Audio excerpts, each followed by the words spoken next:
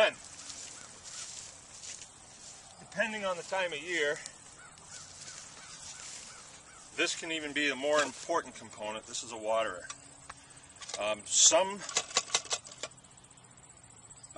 Some systems include a white bucket on the top of the tractor, and you fill the bucket, and the bucket gravity feeds to some sort of water with a float valve in it. But what we did, because we're running about 40 tractors, that's a lot of water to bring out to the field. It's too much. You almost can't keep up with it. What we did is we plumbed in every tractor to the system pressure on the farm, and it worked for us. It might not work for everybody, but it did work for us. Matter of fact, it's very, very cost effective and very time saving. It's very effective at saving time. It does something else too. It keeps the water system closed.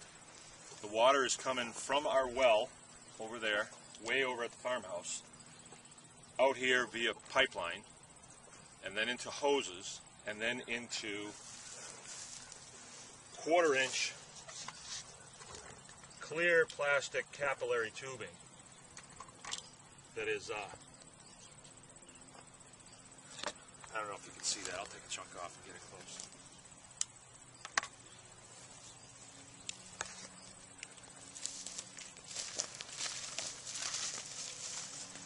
It's plastic. This stuff is really cheap.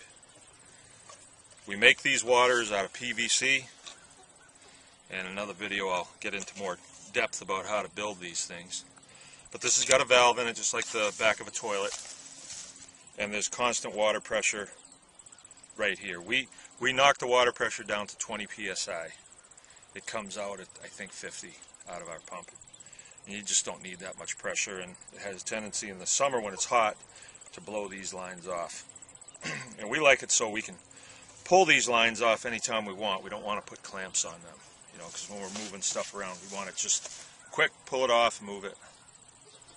All right, but this is real important for somebody that wants to set up an operation that's of any size, and I'd say more than 10 tractors. You want to think about this, because what happens is the bucket system, or maybe a waterer that you'd buy at the fleet store, will empty.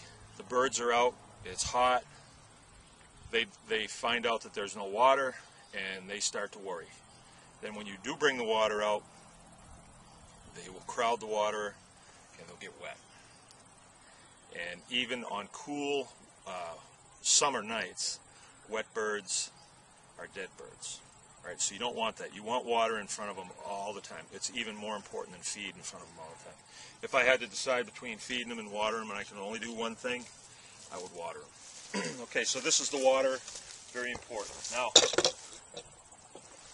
some of you may be looking at this tractor and saying, wait a minute, you don't have a cover on the top of this. Well, I don't.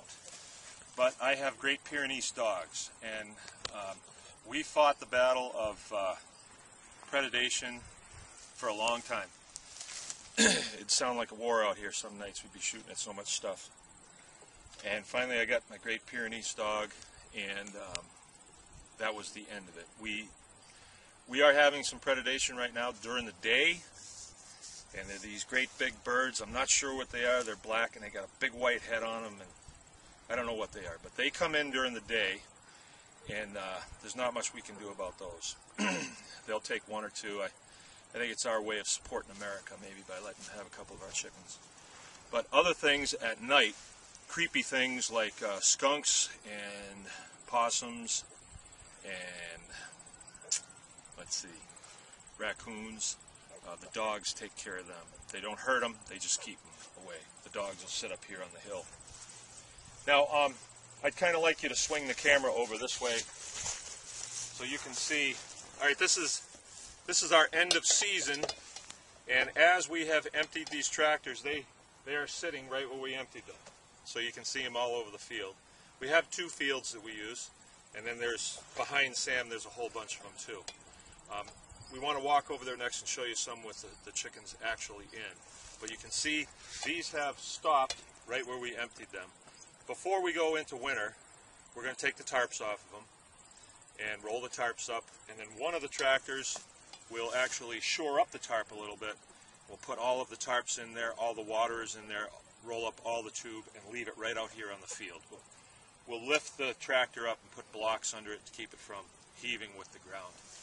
But we want to make our job easier if we possibly can by doing that.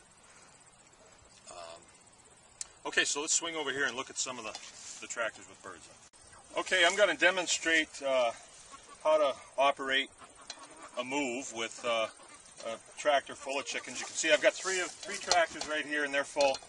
They're for tomorrow night.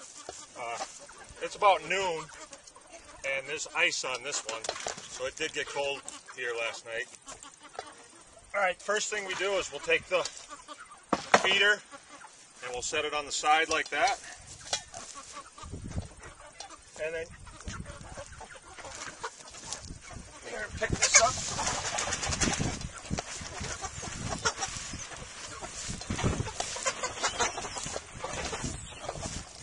Slide her forward like that. Really nice, because now they have a nice clean carpet to be on. Then just put the feeder back in. We look at the water and make sure that it's working properly. Clean water is very important, so I'm going to get into construction methods later, but it seems to be important to use light colored materials to build these, like this light colored tarp. The other tarp I showed you was silver. We put the silver side out. You wouldn't want a black tarp. I mean, maybe it'd work good in the fall, I don't know. We've never done that. We just don't keep them that long in the fall. So, all right, and now we go here and we look behind, and we can see where we've been, and there's a nice layer of manure back here. Notice there's a few chickens out. Some of them just like to jump out, and that's okay. They keep the area cleaned up. That's not so bad. All right, so that's it. You've seen a move. Probably wondering what this thing is. This is a scarer. When we first put them out and they're small, you have to kind of train them a little bit. So we'll have one of the kids come behind like this and scare them to move them ahead. Okay, that covers our field operation with our tractors, and hope to see you next time. Just remember, anyone can farm. Thank you.